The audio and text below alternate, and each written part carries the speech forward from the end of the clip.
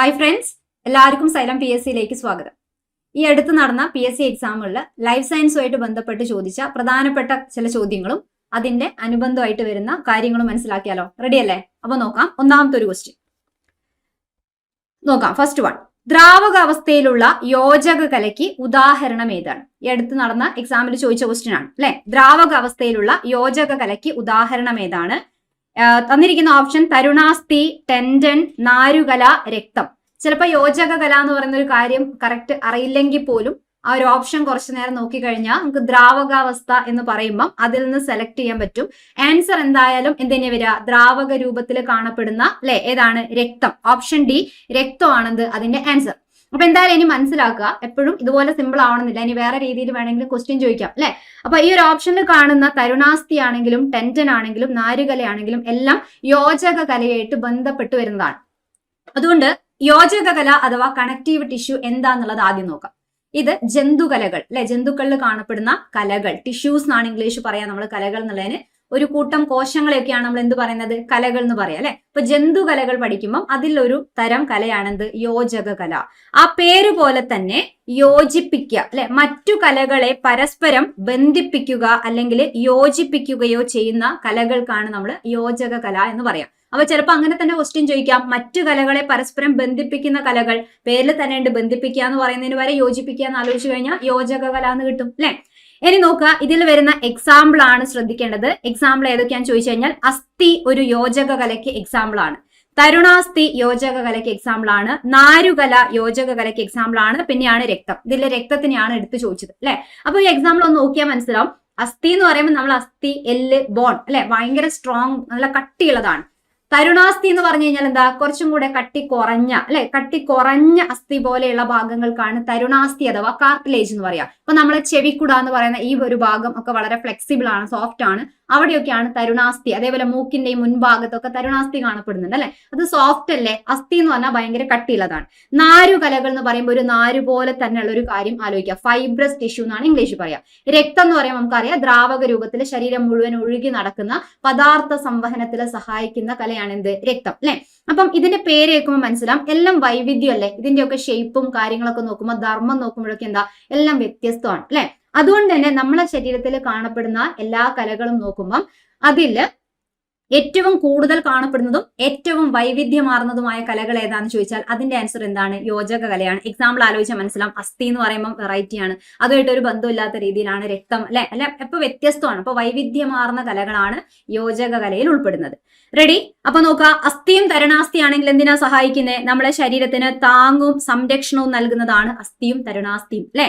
നാരുകല fibrous tissue എന്ന് പറഞ്ഞാൽ ഇത് ഇതര കലകളെ ബന്ധിപ്പിക്കാൻ സഹായിക്കും. അതേപോലെ നമ്മളെ കണ്ണ്, വൃക്ക പോലെയുള്ള അവയവങ്ങളെ സ്ഥാനത്ത് ഉറപ്പിച്ചു നിർത്താൻ സഹായിക്കുന്നത് ആരാ? നാരുകലയാണ്. കണ്ണിനെയും വൃക്കേനെയൊക്കെ സ്ഥാനത്ത് ഒരു നാരു വെച്ച് ഇങ്ങനെ കെട്ടിവെച്ചതെന്ന് ആലോചിച്ചാൽ മതി. അപ്പൊ അങ്ങനെ ചോദിച്ചു കഴിഞ്ഞാൽ ആൻസർ എന്താണ്? നാരുകലയാണ് ആൻസർ ആയിട്ട് വരിക. പദാർത്ഥ സംവഹനം, രോഗപ്രതിരോധം അല്ലെ, ഓക്സിജനെയും കാർബൺ ഡൈ ഓക്സൈഡിനെയും ഒക്കെ വഹിച്ചു കൊണ്ടുപോവുക. അതേപോലെ ദഹിച്ച ആഹാര സാധനങ്ങളെ അല്ലെ ചെറിയ രൂപത്തിലുള്ള കണികകളാക്കി മാറ്റുമ്പം ഗ്ലൂക്കോസ് പോലെയുള്ള ആഹാര സാധനങ്ങളെയൊക്കെ വഹിച്ചു കൊണ്ടുപോവുക. ഇതൊക്കെ ചെയ്യുന്നത് ആരാ? രക്തം അല്ലെ. അപ്പം അതിന്റെ ധർമ്മമാണ് പദാർത്ഥ സംവഹനം. പിന്നെ രോഗപ്രതിരോധ ശേഷി എന്ന് പറയുമ്പോൾ രക്തത്തിലുള്ള നമുക്കറിയാം WBC അല്ലെ, ശ്വേത രക്താണുക്കളൊക്കെ എന്താ? രോഗപ്രതിരോധമായിട്ട് ബന്ധപ്പെട്ട് നമ്മളെ സഹായിക്കുന്നതാണ്. പദാർത്ഥ സംവഹനം എന്ന് പറയുമ്പോൾ ഓക്സിജൻ, കാർബൺ ഡൈ ഓക്സൈഡ്, ഇതിലൊക്കെ ആരൊക്കെയാ? RBCയും പ്ലാസ്മയും എല്ലാം പങ്കെടുക്കുന്നുണ്ട് അല്ലെ. അപ്പൊ എന്തായാലും ഇവരെല്ലാരും ഈ ഫംഗ്ഷൻ ഒക്കെ ചെയ്യുന്നതാണ്.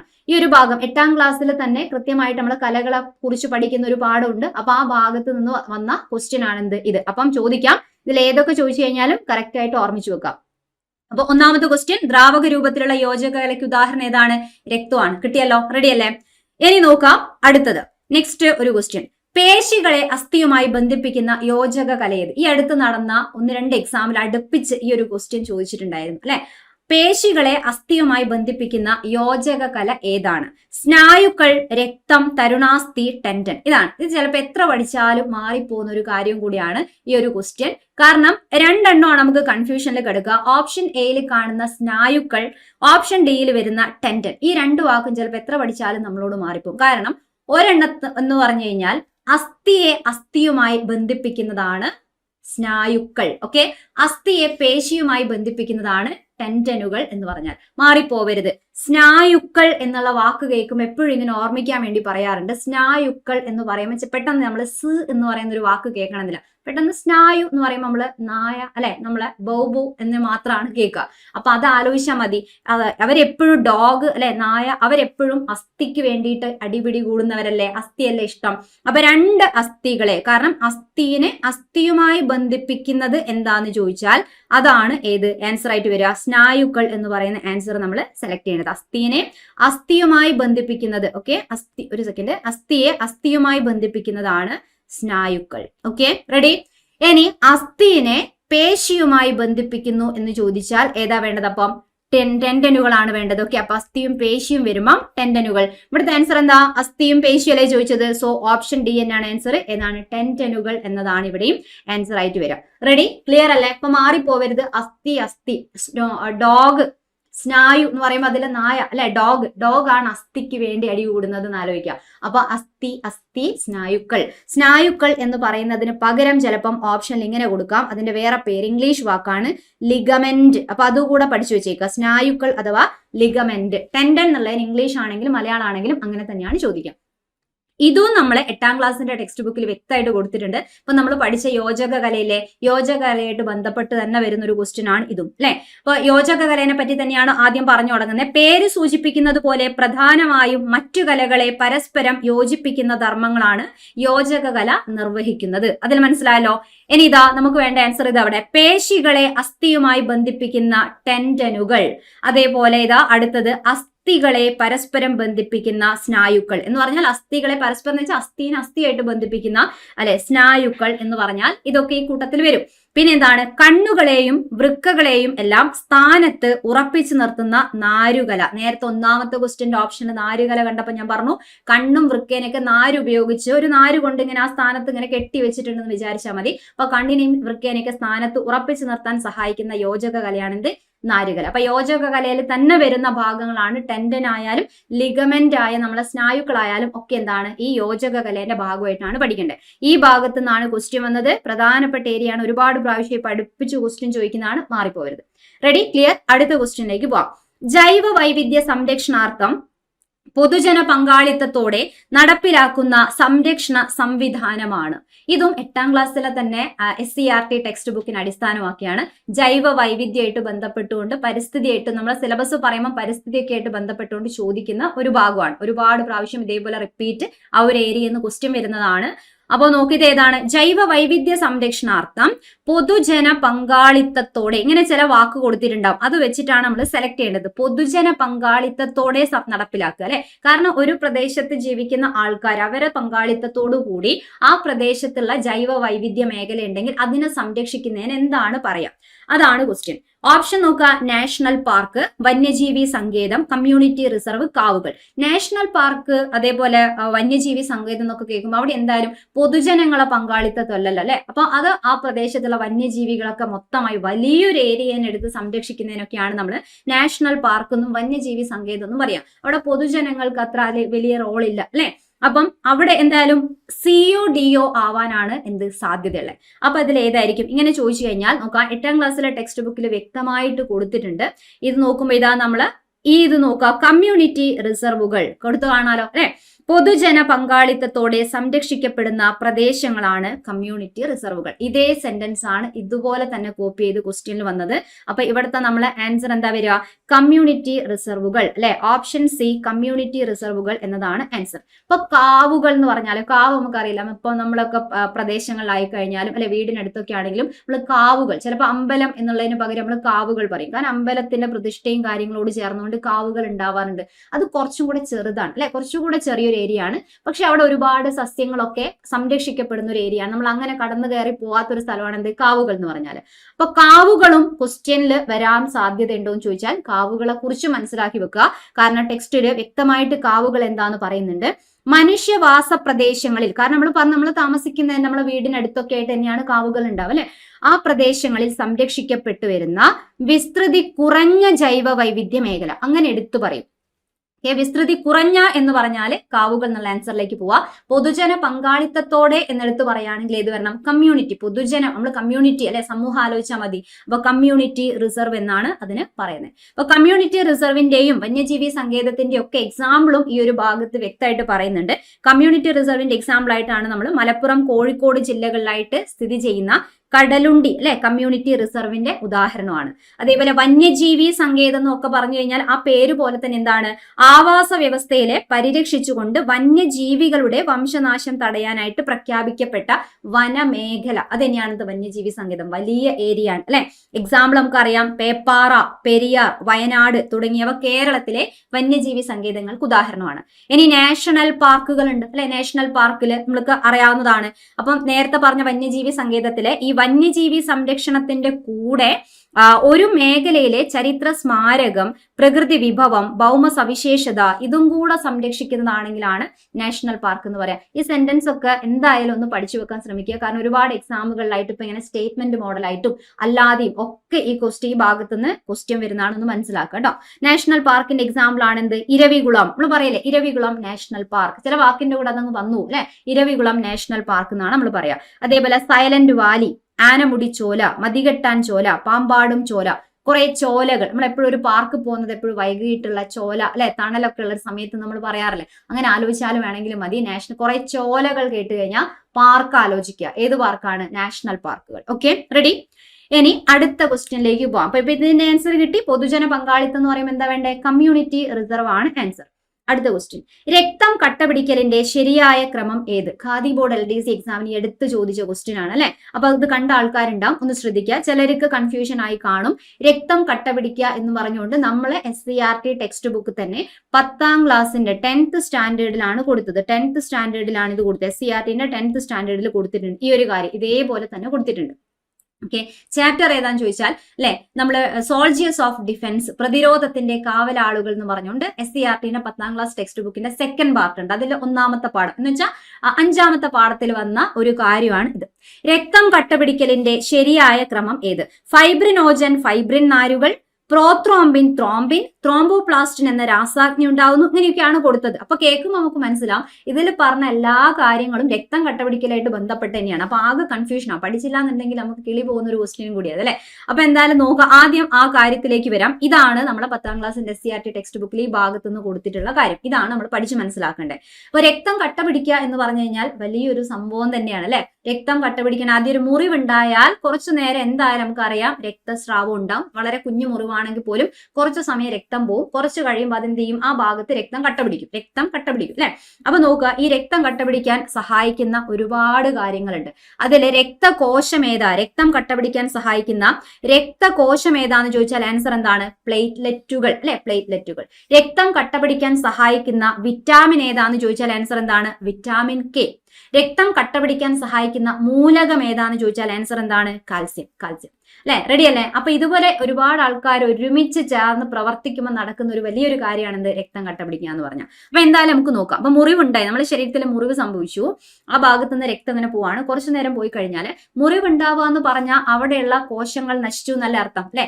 ആ കോശങ്ങൾ നശിക്കുന്നു. അതേപോലെ ആ രക്തത്തിൽ നിന്ന് ശിഥിലീകരിക്കപ്പെട്ട അല്ലെ, നശിക്കപ്പെട്ട പ്ലേറ്റ്ലെറ്റുകൾ എന്ന് പറയുന്ന രക്തകോശങ്ങളും എല്ലാവരും കൂടെ ചേർന്നിട്ട് നോക്കിയോ. ഫസ്റ്റ് പോയിന്റ്, മുറിവേറ്റ ഭാഗത്തെ കലകളും. നമുക്ക് കയ്യിലൊരു മുറിവുണ്ടാവുന്ന പറഞ്ഞാൽ ആ ഭാഗത്തെ കോശങ്ങളുടെ കൂട്ടമായ കലകളൊക്കെ നശിച്ചു എന്നാണ് അർത്ഥം.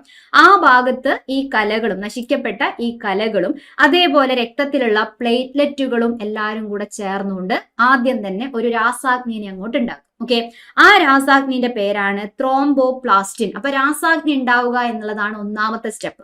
ത്രോംബോപ്ലാസ്റ്റിൻ എന്നും പറയാം, ത്രോംബോകൈനേസ് എന്നുള്ള പേരും ഈ രാസാഗ്നിക്ക് നമ്മൾ ഉപയോഗിക്കാറുണ്ട്. ത്രോംബോപ്ലാസ്റ്റിൻ അഥവാ ത്രോംബോകൈനേസ് എന്നും പറയാം.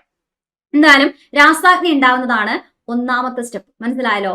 ഇനി ഈ രാസാഗ്നിയാണ് അടുത്ത സ്റ്റെപ്പിൽ പണിയെടുക്കേണ്ടത്. അടുത്ത സ്റ്റെപ്പിൽ എന്താ ചെയ്യേണ്ടത്? ഇത് പ്ലാസ്മയിൽ കാണപ്പെടുന്ന പ്രോത്രോംബിൻ എന്ന് പറയുന്നതിനെ ത്രോംബിൻ ആക്കിയിട്ട് മാറ്റുകയാണ് ചെയ്യുക. പ്രോത്രോംബിൻ എന്ന് പറഞ്ഞാൽ ഇനാക്റ്റീവ് ആയിട്ട് നിൽക്കുകയാണ്. കാരണം രക്തം മുറിവൊക്കെ ഉണ്ടാവുമ്പോൾ മാത്രം പണിയെടുക്കണം. അതുവരെയുള്ള സമയത്ത് റെസ്റ്റ് എടുക്കുന്ന ആളാണ് പ്രോത്രോംബിൻ അല്ലെ. റെസ്റ്റ് എടുക്കുന്ന രൂപമാണ്, ഇനാക്റ്റീവ് ആയ രൂപമാണ് പ്രോത്രോംബിൻ. അറിയാം, അപ്പൊ നമ്മളെ സമയമാകുമ്പോഴാണ് നമ്മൾ ഉണർന്ന് പ്രവർത്തിക്കുക. അപ്പൊ പ്രോത്രോംബിൻ എന്ന് പറയുന്നത് ഇനാക്റ്റീവായി നിൽക്കുമ്പോൾ പറയുന്ന പേരാണ്. അവരുണർന്ന് പ്രവർത്തിക്കുമ്പോൾ പറയുന്ന പേരാണ് എന്ത്? ത്രോംബിൻ. ഇവരെ എങ്ങനെ ആക്റ്റീവ് ആക്കി മാറ്റാൻ വേണ്ടിയിട്ട് ആര് സഹായിക്കും? തൊട്ട മുകളിലുണ്ടായ നമ്മളെ ത്രോംബോപ്ലാസ്റ്റിൻ എന്ന് പറയുന്ന രാസാഗ്നി സഹായിക്കും. ഇതിന്റെ കൂടെ ചേർന്ന് പ്രവർത്തിക്കുന്നതാണ് നമ്മളെ വിറ്റാമിൻ കെയും കാൽസ്യം. അപ്പം വിറ്റാമിൻ കെന്റെയും കാൽസ്യത്തിന്റെ റോൾ എന്താണ്? രക്തം കട്ടപിടിക്കലിന്റെ റോൾ എന്താണെന്ന് മനസ്സിലായില്ലേ? പ്രോത്രോംബിനെ ത്രോംബിനാക്കി മാറ്റാൻ സഹായിക്കുമ്പം അവിടെയാണ് വിറ്റാമിൻ കെയും സഹായിക്കുന്നത്, കാൽസ്യവും സഹായിക്കുന്നത്. ഇവരെല്ലാവരെയും സഹായത്തോടു കൂടി ത്രോംബിൻ ഉണ്ടായി. ഇനി പണിയെടുക്കേണ്ടത് ഈ ത്രോംബിനാണ്. ഇത് സുഖമാണ്, ഒരു സ്റ്റെപ്പിൽ ഉണ്ടാവുന്ന ആളാണ് അടുത്ത സ്റ്റെപ്പിൽ പണിയെടുക്കുന്നത് അല്ലെ. അപ്പൊ ത്രോംബിൻ എന്ന് പറയുന്ന ആള് അടുത്ത സ്റ്റെപ്പിലേക്ക് വരുന്നു. ഇനി അയാളാണ് മെയിൻ ആൾ. അവർ വന്നിട്ട് എന്താ ചെയ്യുന്നത്? ത്രോംബിൻ വന്നിട്ട് എന്താ ചെയ്യുക? ഫൈബ്രിനോജൻ എന്ന് കേട്ടിട്ടുണ്ടാവുമല്ലോ. എന്തായിരുന്നു ഫൈബ്രിനോജൻ? നമ്മളെ പ്ലാസ്മ, രക്തത്തിന്റെ പ്ലാസ്മയിൽ കാണപ്പെടുന്ന പ്രോട്ടീൻ ആണ് അല്ലെ. രക്തത്തിന്റെ പ്ലാസ്മയിൽ കാണപ്പെടുന്ന 3 തരം പ്രോട്ടീൻ പഠിക്കുന്നുണ്ട്: ഗ്ലോബുലിൻ, ആൽബുമിൻ, ഫൈബ്രിനോജൻ. രക്തം കട്ടപിടിക്കാൻ സഹായിക്കുന്ന പ്ലാസ്മ പ്രോട്ടീൻ ഫൈബ്രിനോജൻ. ആ ഫൈബ്രിനോജൻ ആണിത്. ഫൈബ്രിനോജനെ എന്താക്കി മാറ്റുന്നു? ഫൈബ്രിൻ എന്നു പേരുള്ള നാരുകളാക്കി മാറ്റുന്നു. ഫൈബ്രിനോജൻ എന്ന് പറയുന്ന ഇനാക്റ്റീവ് രൂപത്തിൽ നിൽക്കുന്നു. അതിനെ റോള് ചെയ്യാൻ വേണ്ടി ഫൈബ്രിൻ നാരുകളാക്കി മാറ്റുകയാണ് ചെയ്യുന്നത്. ഓക്കെ, റെഡി അല്ലേ? ആരാണ് ആക്കി മാറ്റിയത്? തൊട്ട മുകളിലുണ്ടായ നമ്മളെ ത്രോംബിനാണ് ഈ ഒരു പണി ചെയ്യുന്നത്. അങ്ങനെ ഫൈബ്രിൻ നാരുകൾ ഉണ്ടായി. ഈ നാരുകൾ ഇപ്പൊ നമ്മുടെ ശരീരത്തിൽ ഇവിടെയാണ്, ഇതാണ് മുറിവ് എന്ന് വിചാരിക്കും. ഇതാണ് മുറിവ്. ഇവിടെ പോയിട്ട് നമ്മളെ ഫൈബ്രിൻ നാരുകൾ ഇങ്ങനെ ലോക്കായി കിടക്കും. നമ്മൾ ഒരു മുറിവുണ്ടായ സ്റ്റിച്ച് ഇടുന്ന കാണല്ലേ, അതേപോലെ ഫൈബ്രിൻ നാര് വന്നിട്ട് ഈ നാര് വന്നിട്ട് ആ മുറിവുണ്ടായ സ്ഥലത്ത് ഇങ്ങനെ കുടുങ്ങിക്കിടക്കും. വലക്കണ്ണികൾ പോലെ അവിടെ ഇങ്ങനെ ഉണ്ടാക്കി അവിടെ ഇങ്ങനെ കറക്റ്റ് ബ്ലോക്ക് ആക്കി റെഡിയാക്കാൻ വേണ്ടിയിട്ട് വരികയാണ് അല്ലെ. അപ്പൊ ഈ ഫൈബ്രിൻ നാരുകൾ ചേർന്ന് രൂപപ്പെടുന്ന വലക്കണ്ണികൾ, ആ വലക്കണ്ണിനെയാണ് ഞാനിപ്പോ ഇവിടെ ഇങ്ങനെ വരച്ച് കാണിച്ചത്. അപ്പം ഇനി അപ്പോഴും രക്തം ഇങ്ങനെ ഒഴുകിക്കൊണ്ടേ, ചിലപ്പോൾ ഉള്ളുന്ന രക്തം ഇങ്ങനെ ഒഴുകിക്കൊണ്ടേ വരുമായിരിക്കും. ആ ഒഴുകി വരുന്ന രക്തത്തില് നമ്മളെ RBC ഒക്കെ ഇങ്ങനെ ഉള്ളുന്ന് ഒഴുകി വരുന്നുണ്ട്. RBC എന്നൊക്കെ പറയുമ്പോൾ അത്യാവശ്യം വലുപ്പമുള്ള ആളല്ലേ. ഇവരൊക്കെ ഈ വലക്കണ്ണിയിൽ വന്നിട്ട് ഇനി ഇങ്ങനെ കുടുങ്ങും. രക്തത്തിന് ഫുള്ള് പുറത്തേക്ക് ഒഴുകാൻ പറ്റാത്ത രീതിയിൽ RBC ഒക്കെ വന്ന് അവിടെ ഇങ്ങനെ എന്താവും? ബ്ലോക്ക് ആവും. RBCയും പിന്നെ ഒഴുകി വരുന്ന രക്തത്തിലുള്ള പ്ലേറ്റ്ലെറ്റും എല്ലാവരും കൂടെ വന്ന് ഇവിടെ ഇങ്ങനെ ബ്ലോക്ക് ആയിട്ട് ആ ഭാഗം കണ്ടില്ലേ അടച്ചു അല്ലെ, ആ ഭാഗം അടച്ചു. അപ്പൊ ഇങ്ങനെ രൂപപ്പെട്ട ഇതിനെയാണ് നമ്മൾ എന്ത് പറയുന്നത്? രക്തക്കട്ട എന്ന് പറയുന്നത്. ഇതാണ് എന്ത്? രക്തക്കട്ട. ബ്ലഡ് ക്ലോട്ട് ആണ് ഉണ്ടായിരിക്കുന്നത്. അതാണ് എന്ത്? ബ്ലഡ് ക്ലോട്ട് അഥവാ രക്തക്കട്ട എന്ന് പറയുന്ന കാര്യം അതല്ലേ. അങ്ങനെ ക്ലോട്ട് ആയി കഴിഞ്ഞാൽ രക്തം പിന്നെ ഒഴുകുന്നത് എന്ത് ചെയ്യുന്നു? നിൽക്കുന്നു. നമ്മളെ രക്തം കട്ട പിടിച്ചു എന്ന് പറയാം അല്ലെ. രക്തം കട്ട പിടിച്ച ആ ഭാഗത്ത് പിന്നെയും തട്ടിപ്പോയി കഴിഞ്ഞാലൊക്കെ അവിടെ ഇങ്ങനെ അത് അടർന്നു മാറിയിട്ട് പിന്നെ രക്തം പുറത്തു വരാറില്ലേ. പിന്നെയും കുറച്ച് സമയം ചെയ്യുമ്പോൾ ഇതേ പരിപാടികളൊക്കെ റിപ്പീറ്റ് ചെയ്തിട്ട് വേണ്ടി വരും വീണ്ടും എന്ത് ചെയ്യാൻ? രക്തം കട്ട പിടിക്കാൻ വേണ്ടി. അപ്പൊ ഇതാണ് പ്രധാനപ്പെട്ട രക്തം കട്ടപിടിക്കലുമായി ബന്ധപ്പെട്ട് മനസ്സിലാക്കേണ്ട കാര്യം. ആദ്യം രാസാഗ്നി ഉണ്ടാവുന്നു, ത്രോംബോപ്ലാസ്റ്റിൻ. പിന്നെ ത്രോംബോപ്ലാസ്റ്റിൻ വന്നിട്ട് പ്രോത്രോംബിനെ പിടിച്ച് ത്രോംബിനാക്കി മാറ്റും അല്ലെ. പിന്നെ ഈ ത്രോംബിൻ വന്നിട്ട് ഫൈബ്രിനോജനെ പിടിച്ച് ഫൈബ്രിൻ നാരാക്കി മാറ്റും. ആ ഫൈബ്രിൻ നാരും RBCയും അല്ലെ പ്ലേറ്റ്ലെറ്റും ഒക്കെ കൂടെ ചേർന്ന് ബ്ലോക്ക് ആവുന്നതാണെന്ന് നമ്മളെ രക്തക്കട്ട എന്ന് പറയുന്നത്. മനസ്സിലുണ്ടല്ലോ? ഇനി ആൻസറിലേക്ക് വരാലോ. അപ്പൊ ആദ്യം നമുക്ക് വേണ്ടത് ഏതാ? ഫസ്റ്റ് സ്റ്റെപ്പ് ഏതാ വേണ്ടേ? ആദ്യം തന്നെ രാസാഗ്നി ഉണ്ടാവണം എന്ന് പറഞ്ഞാൽ ഒന്നാമത്തെ സ്റ്റെപ്പ് ഇതാണ് അല്ലെ. പിന്നെ ആ രാസാഗ്നി വന്നിട്ട് പ്രോത്രോംബിനെ ത്രോംബിനാക്കി മാറ്റും. രണ്ടാമത്തെ സ്റ്റെപ്പ് ഇതാണ്. ലാസ്റ്റ് ആണ് ഫൈബ്രിനോജൻ ഫൈബ്രിൻ നാരായിട്ട് മാറുന്നത്. മനസ്സിലായില്ലേ? അപ്പൊ ഇത് മൂന്നാമത്തെ സ്റ്റെപ്പ്. ഈ ഒരു ഓർഡറാ വേണ്ടത്. എന്ന് പറഞ്ഞാൽ 3 ആദ്യം, പിന്നെ 2, പിന്നെ 1. ഈ തന്നതിനെ നേരെ തിരിച്ചെടുക്കണം അല്ലെ. അങ്ങനെ ഒരു ഓപ്ഷൻ ഇവിടെ ഉണ്ടോ? 3, 2, 1 എന്ന് പറയുമ്പോൾ യെസ്, ഓപ്ഷൻ ഡി അല്ലെ. ഓപ്ഷൻ ഡി ആണെന്ത്? കറക്റ്റ് ആയിട്ടുള്ള ആൻസർ. Option D. കിട്ടിയല്ലോ? ഓക്കെ അല്ലെ? യെസ്. അപ്പൊ ഇത് തിയറി പഠിച്ചാൽ മാത്രമേ ചെയ്യാൻ പറ്റുള്ളൂ. മറന്നു പോവാതെ ആലോചിച്ച് നോക്കാം. അടുത്ത ക്വസ്റ്റ്യൻ.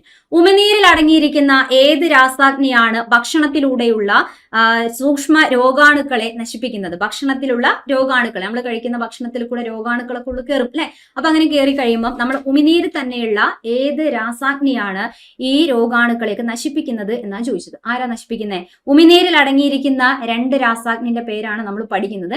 ഒന്ന് ലൈസോസൈം എന്നും പഠിക്കുന്നുണ്ട്, സലൈവറി അമിലേസ് എന്നും പഠിക്കുന്നുണ്ട് അല്ലെ. ഇതിൽ ആരാണ് ഈ പണി ചെയ്യുന്നത് എന്ന് ചോദിച്ചാൽ ആരാണ്? Yes, lysozyme. ഓക്കെ, ആരാ ചെയ്യുന്നത്? ലൈസോസൈം. ഓപ്ഷൻ എ ആണ് കറക്റ്റ് ആയിട്ടുള്ള ആൻസർ. ലൈസോസൈം ആണ് ആ രാസാഗ്നി. അപ്പം അമിലേസ് എന്ന് പറയുന്ന ആള്, സലൈവയിലുള്ള സലൈവറി അമിലേസ് എന്ന് പറയുന്നതും ഇതും രാസാഗ്നിയാണ്. ഓപ്ഷൻ ബിയും രാസാഗ്നിയാണ്. ഇവരെന്താ ചെയ്യുക? അമിലേസ് എന്ന് ആലോചിക്കുക. ആ മീ അല്ലെ, അമിലേസ് ആണ്. അതേപോലെ ആ എന്ന് പറയുമ്പോൾ അന്നജത്തിനെ ആലോചിക്കുക. അന്നജം, സ്റ്റാർച്ച് അഥവാ അന്നജം അല്ലെ. നമ്മൾ ചോറ് കഴിച്ചാൽ അന്നജമാണ് കിട്ടുക. അതിനെ എന്താക്കി മാറ്റണം? മാ എന്ന് പറയുന്ന രൂപത്തിൽ. എന്ന് പറഞ്ഞാൽ ഏതാ? മാൾട്ടോസ്. ഓക്കെ, അന്നജത്തിനെ മാൾട്ടോസ് ആക്കി മാറ്റുന്ന രാസാഗ്നിയാണ് സലൈവറി അമിലേസ്. ടയലിൻ എന്ന പേരിലും അറിയപ്പെടുന്ന രാസാഗ്നിയാണെന്ത്? Salivary amylase. ഈ മാറ്റമാണ് ഇവർ ചെയ്യുന്നത്. പെപ്സിൻ എന്ന് പറഞ്ഞാൽ സലൈവയിലൊന്നും ഉള്ളതല്ല, നമ്മൾ ആമാശയ രസത്തിലൊക്കെ അടങ്ങിയിരിക്കുന്നതാണ് പെപ്സിൻ. പെപ്സിൻ അല്ലെ, അതുപോലെ പ്രോട്ടീൻ മാംസത്തിന്റെ ദഹനത്തിനാണ് സഹായിക്കുക. ലിപ്പേസ് എന്ന് പറഞ്ഞാൽ നമ്മളെ ആമാശയത്തിലൊന്നും സലൈവയിലൊന്നും അതില്ല. ലിപ്പിഡ് കൊഴുപ്പിന്റെ ദഹനത്തിന് സഹായിക്കാൻ വേണ്ടിയിട്ടുള്ളതാണ് എന്ത് ലിപ്പേസ് എന്നൊക്കെ പറഞ്ഞാൽ. ഓക്കെ, അപ്പൊ നമ്മുടെ ഉമിനീരിൽ അടങ്ങിയിരിക്കുന്നത് ലൈസോസൈം ഉണ്ട്, സലൈവറി അമിലേസ് ഉണ്ട്. ഉമിനീരിന് വഴുവഴുപ്പ് കൊടുക്കുന്നത് പക്ഷെ ആരാന്ന് ചോദിച്ചാൽ ശ്ലേഷ്മം. ഓക്കെ, ആരാണ്? ശ്ലേഷ്മമാണ് വഴുവഴുപ്പ്. ഉമിനീരിന് ആ ഒരു വഴുവഴുപ്പ് കൊടുക്കുന്നത്, ആഹാരം വിഴുങ്ങാൻ സഹായിക്കുന്നതൊക്കെ ആരാണ്? ശ്ലേഷ്മമാണ്. വഴുവഴുപ്പിന് കാരണം എന്താണ്? അല്ലെ, ആഹാരത്തിനെ പെട്ടെന്ന് വിഴുങ്ങാൻ സഹായിക്കൂലേ? വിഴുങ്ങാനൊക്കെ സഹായിക്കുമ്പോൾ വഴുവഴുപ്പോട് കൂടി വിഴുങ്ങുമ്പോൾ സുഖല്ലേ? അതിനൊക്കെ സഹായിക്കുന്ന ആരാണ്? ശ്ലേഷ്മം. പക്ഷെ ഇതൊരു രാസാഗ്നിയായിട്ടല്ല നമ്മൾ കണക്കാക്കുക. അല്ലെ, റെഡി? ഇനി ഒന്ന് ശ്രദ്ധിച്ചു കാണാം. ഈ ഒരു ഓപ്ഷൻ ഇങ്ങനെയുള്ള ക്വസ്റ്റ്യൻ വരുന്ന സമയത്ത് ലൈസോസൈം എന്ന് കേൾക്കുമ്പോൾ നമുക്ക് മനസ്സിലാവും ലൈസോസൈം ഉമിനീരിൽ മാത്രമല്ല, ലൈസോസൈം അല്ലെ, ലൈസോസൈം എന്നാണ്. കറക്റ്റ് നോക്കുക, ലൈസോസൈം ഇങ്ങനെയല്ലേ. സൈം എന്ന് പറയുമ്പം എൻസൈം എന്ന് ആലോചിക്കുക. Same enzyme. എൻസൈം എന്ന് പറഞ്ഞാൽ അതിന്റെ മലയാളമാണ് എന്ത്? രാസാഗ്നി. അപ്പൊ ലൈസോസൈം എന്ന് തന്നെ എന്റെയും സൈം എൻസൈം രാസാഗ്നിയാണ്. ഇത് ഉമിനീരിൽ കാണപ്പെടുന്നു എന്ന് പറഞ്ഞല്ലേ, ഉമിനീരിലുണ്ട്. അതേപോലെ നമ്മളെ കണ്ണുനീരിലും അടങ്ങിയിരിക്കുന്ന രാസാഗ്നി ഏതാ? രോഗാണു കണ്ണിലേക്ക് കയറി കഴിഞ്ഞാൽ നശിപ്പിക്കുന്നത് ആരാ? ലൈസോസൈം തന്നെയാണ്. ശരിയാണ്. അതേപോലെ നമ്മളെ മൂത്രത്തിൽ കൂടെ പോകുന്ന രോഗാണുക്കളെ നശിപ്പിക്കാൻ അവിടെയും എന്തുണ്ട്? മൂത്രത്തിലും എന്തടങ്ങിയിരിക്കുന്നുണ്ട്? ലൈസോസൈം ഉണ്ട്. അപ്പൊ എന്തായാലും രാസാഗ്നി എൻസൈം എന്ന് ചോദിച്ചാലാണ് ഇത് നമ്മൾ പറയേണ്ടത്. കാരണം ഇത് എടുത്തു പറയാൻ കാരണം ഇത് കേൾക്കുമ്പോൾ തന്നെ നമുക്ക് കൺഫ്യൂഷൻ ആവുന്ന ഒരു വേർഡാണ് എന്ത്? ലൈസോസോം അല്ലെ. ലൈസോസോം എന്ന് കേട്ട് കഴിഞ്ഞാൽ കൺഫ്യൂഷൻ ആവും. കാരണം ഇതൊരു കൺഫ്യൂസിങ് ഫാക്ട് തന്നെയാണ്. ലൈസോസോം എന്ന് പറഞ്ഞാൽ അതൊരു കോശാംഗമാണ് എന്നുള്ളത് ആലോചിച്ച് വെച്ചേക്കുക. കോശാംഗമാണ്. ഇങ്ങനെ ചോദിച്ചാൽ അത് തെറ്റാണ് അല്ലെ. എപ്പോഴും ഇത് പഠിക്കുന്ന സമയത്ത് നമ്മൾ എപ്പോഴും ഇങ്ങനെ ആലോചിച്ച് വെക്കണം, ഇങ്ങനെ പറയാറുണ്ട്. അപ്പം നമ്മൾ ആലോചിച്ച് വെക്കുന്നുണ്ട് വ്യക്തമായിട്ട്. പക്ഷേ ഈ അടുത്ത് ഒരു ക്വസ്റ്റ്യൻ ഇട്ട സമയത്ത് നമ്മൾ കണ്ടു, ഗാദി ബോർഡ് LDCയിൽ ക്വസ്റ്റ്യൻ ഇട്ട ആളോട് എന്ത് ചെയ്തു? അത് മാറിപ്പോയി. ക്വസ്റ്റ്യൻ ഇട്ട ആൾക്ക് അബദ്ധം പറ്റി അല്ലെ. അപ്പൊ ഈ ഒരു അബദ്ധം നമുക്ക് പറ്റരുത് എന്നാണ് പറയുന്നത്. ഉമിനീരിൽ അടങ്ങിയിരിക്കുന്ന രാസാഗ്നി ഏതാണ്? ക്വസ്റ്റ്യൻ ഇട്ട ആൾ ഉദ്ദേശിച്ചത് ലൈസോസൈം തന്നെയായിരിക്കും. പക്ഷേ പറയരുത് എന്ന് പറഞ്ഞിട്ട് എന്താ കൊടുത്തേ? ലൈസോസോം എന്നാ കൊടുത്തത് അല്ലെ. അപ്പൊ ലൈസോസോം എന്ന് വന്നു കഴിഞ്ഞാൽ അതെന്താണ്? സാധനം ഉദ്ദേശിച്ചത് ഇതാണെങ്കിലും ഇത് തെറ്റിപ്പോയിട്ടുണ്ട്. ഇതെങ്ങനെ നമ്മൾ തന്നെ ചിലപ്പോൾ ഈ ആൻസറും കറക്റ്റ് ചെയ്ത് എഴുതേണ്ട അവസ്ഥയായിരിക്കും. ലൈസോസൈം. ഈ ക്വസ്റ്റ്യൻ കണ്ടപ്പോൾ ഒരുപാട് ആൾക്കാർ മനസ്സിൽ സന്തോഷിച്ചിട്ടുണ്ടാവും. പക്ഷെ അറിയുന്നത് തെറ്റും നമുക്ക് ഭയങ്കര വിഷമം. ഒരു ക്വസ്റ്റ്യൻ ഡിലീറ്റ് ആവും പോവുകയും ചെയ്യും അല്ലെ.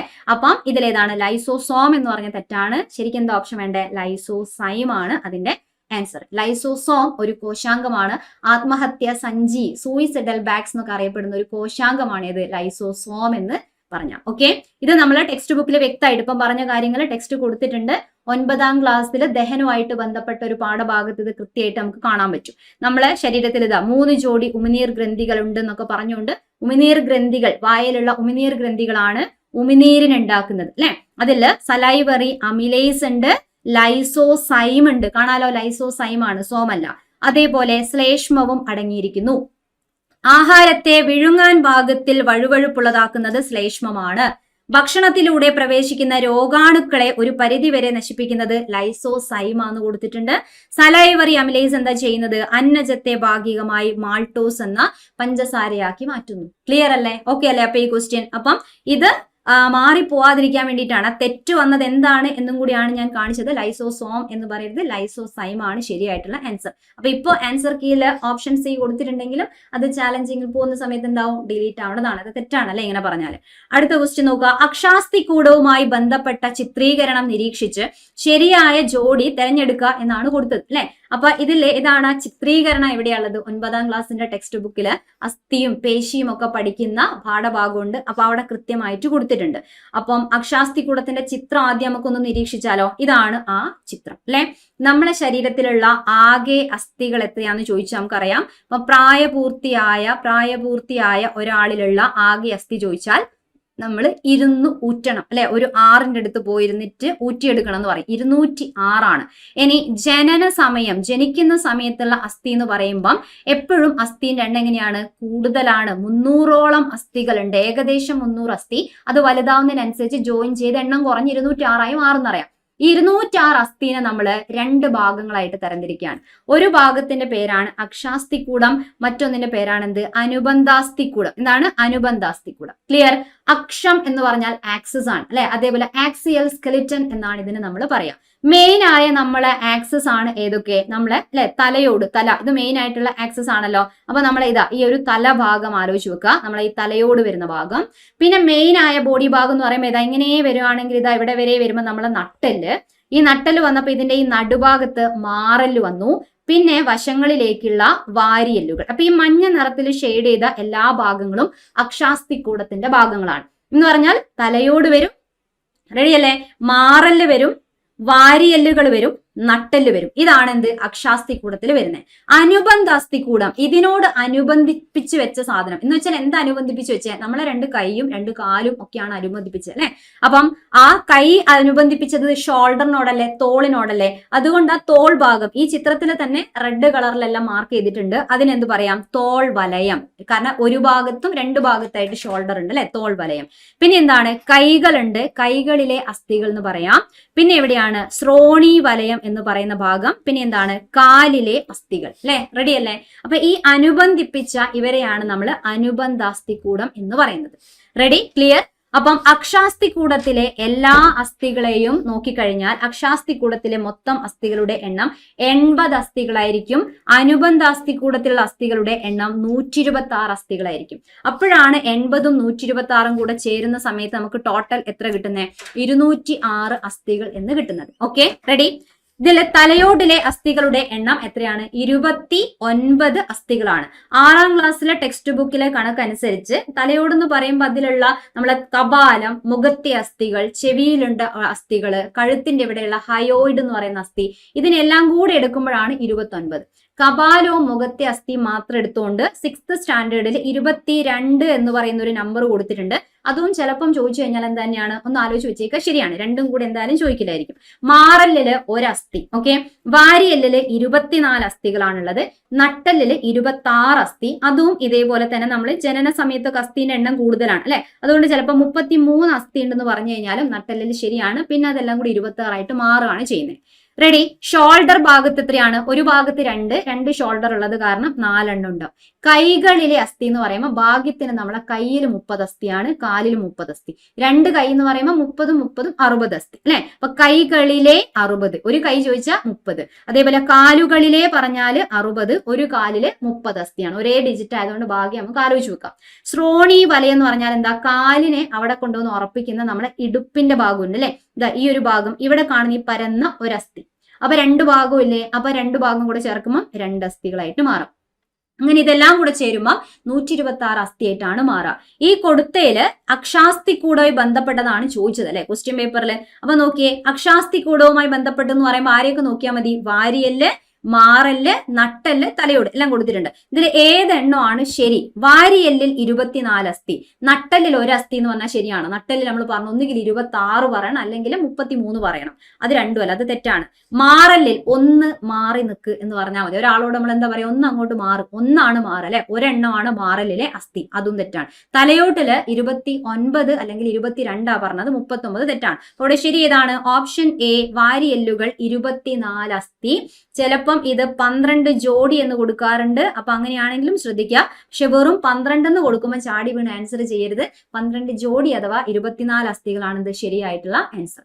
അപ്പോ ആ കാര്യത്തിലും ക്ലിയർ ആണല്ലോ. അടുത്തൊരു ക്വസ്റ്റ്യൻ കൂടെ നോക്കാം. താഴെ കൊടുത്തിരിക്കുന്നവയിൽ മിനുസ പേശിയെ കുറിച്ച് തെറ്റായ പ്രസ്താവന ഏതെല്ലാം? അപ്പൊ അസ്ഥിന്റെ ക്വസ്റ്റ്യൻ കഴിഞ്ഞാൽ പേശീനെ പറ്റിയുള്ള ക്വസ്റ്റ്യൻ ആണ്. പ്രധാനമായിട്ടും 3 തരം പേശികളെ പറ്റി പഠിക്കണം.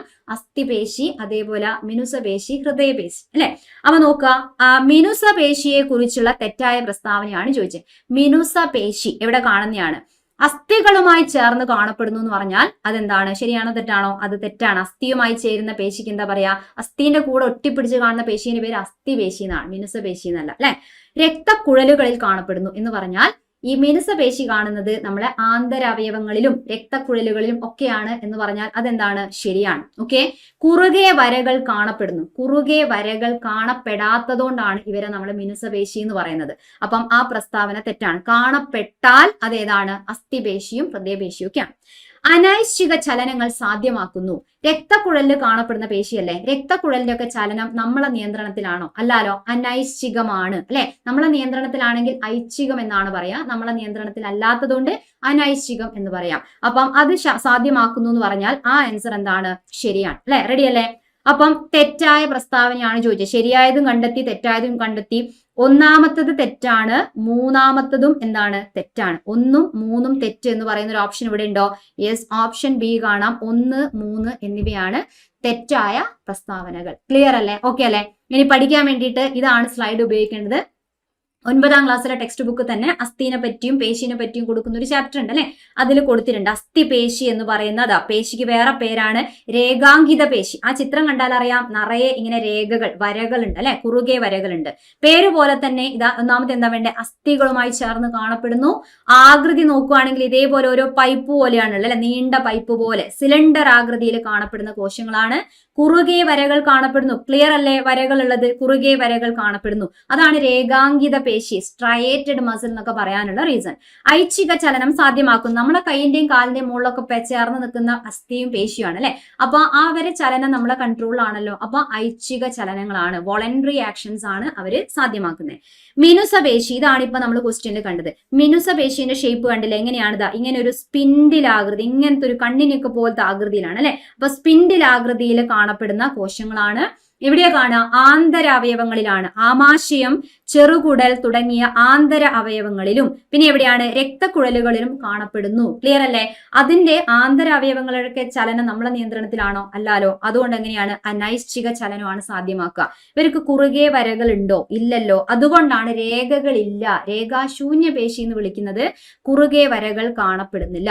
ക്ലിയർ? ഓക്കെ. ഇനി ഒരു പേശിയും കൂടിയാണ് എന്ത്? ഹൃദയപേശി.